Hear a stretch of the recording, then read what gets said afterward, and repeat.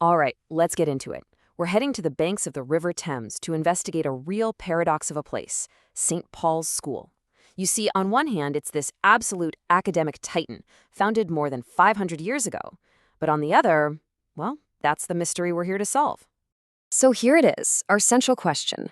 How can one of Britain's oldest, most prestigious public schools, a place just steeped in centuries of tradition, also feel like a modern, almost laid-back university campus? How do you balance that kind of intense, serious scholarship with real, actual freedom? That's the code we're going to try and crack today. Whenever I'm trying to figure out the DNA of a place, the investigation always starts with the first clue, the physical space itself. The buildings, the grounds, they always tell a story. And believe me, this story at St. Paul's is a powerful one. I mean, just look at this. You can just feel the sheer sense of space. Most schools in London are totally boxed in, right? But St. Paul's has this incredible open feeling. It honestly doesn't look like a high school in the traditional sense. It looks and feels like a university. And that physical narrative, that feeling, has a huge effect on the whole culture of the place. And the numbers, well, they definitely back it up. We are talking about a 45-acre estate. For London, that is just massive. And it just went through this staggering £114 million redevelopment. So this isn't just a school, it's a world-class facility, purpose-built to house 950 of the country's brightest young minds. This physical setting is the stage for a very, very different kind of social environment. Okay, so we've got a handle on the physical space. Now let's dig into the unwritten rules that govern it. You see, every school has a kind of social contract between the staff and the students. And at St. Paul's, that whole contract seems to be built on one powerful idea: independence. To really crack the code of any school, I always ask this one question. What is the one freedom students have here that would be just unthinkable at a more traditional place? The answer at St. Paul's is pretty telling, and it all boils down to time. 90, as in 90 minutes. That is how long the lunch break is. Now, that might sound simple, but really think about what that means. It is a very deliberate choice to give students this huge chunk of totally unstructured time and just trust them to use it well. It's maybe the ultimate expression of that whole relaxed collegiate vibe. And you can see that freedom everywhere. Students use those 90 minutes to run more than 80 different clubs, everything from AI and robotics to deep dive philosophy societies. By the time they get to the 8th form, that's the last 2 years, the uniform is gone, and the whole relationship with teachers shifts. It's less pupil-master and more of a mutual intellectual respect. They're treated like young adults, and you know what? They really rise to that expectation.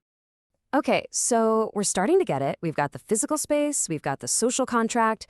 Now, to really get on the inside, we need to learn the tribal language, all the unique traditions and inside stories that hold the whole community together.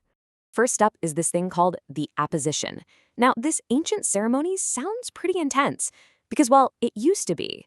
The school's governors would literally examine the head teacher, they call him the High Master, to decide if he was actually fit to keep his job for another year. I mean, talk about a performance review, right?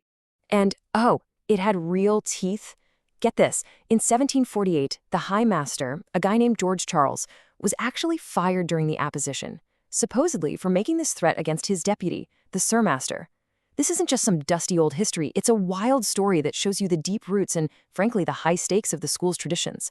Don't worry, today it's a much more civilized prize-giving ceremony, but they kept the name.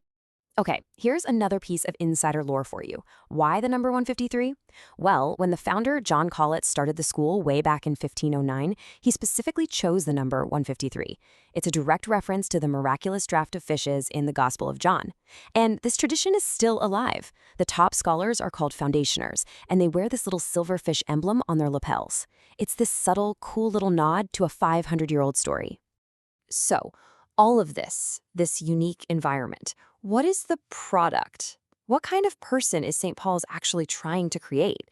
Because it's clearly not just about getting good grades. It's about forging a very specific type of intellectual archetype. This new library is the perfect symbol for the school's whole mission. It is not some silent, dusty old room. No way. It's this dynamic, multi-level hub buzzing with collaboration and study. This is the engine room where that serious, independent scholarship really comes to life. See, the goal here isn't just to teach a curriculum. It's to teach a whole mindset. The entire philosophy is about sparking this unfettered intellectual curiosity. They literally want students to learn how to think like a scholar, to ask the big questions, and just follow their interests wherever they might lead. And with a faculty that's packed with PhDs, they've got the horsepower to guide that journey way beyond any exam syllabus. And the results of all this? Well, the list of old Paulines, as they're called, is basically a who's who of British history. We're talking about John Milton, the author of Paradise Lost, and Samuel Pepys, the world's most famous diarist. I mean, these aren't just successful alumni. These are foundational figures of Western culture, and they were shaped right here. Okay, so we've seen the modern campus, we've felt the culture of freedom, we've dug into the ancient traditions, and we understand the intense scholarly focus. Now it is time to put all the pieces together and reveal the school's core DNA. And this is it. This is the secret. The magic of St. Paul's isn't just one thing. It's the productive tension between two competing ideas. It's the constant dialogue between the legacy of a 17th century poet like Milton and the reality of a buzzing, hyper-modern 21st century library. It's ancient and modern, not just coexisting, but feeding off each other. So I think we've solved our mystery. The school's incredible history isn't some kind of restraint. It's the very foundation that allows for this modern, independent culture to exist. Those deep, 500-year-old roots of scholarship give it the confidence to grant students the freedom to really grow. You really can't have one without the other. Which, of course, leaves us with one final thought. Is this balancing act, this dynamic, ongoing conversation between a really deep past and a progressive future, is this the blueprint for what elite education is going to look like in the 21st century? Now that is a question we're thinking about. Thanks for joining the investigation.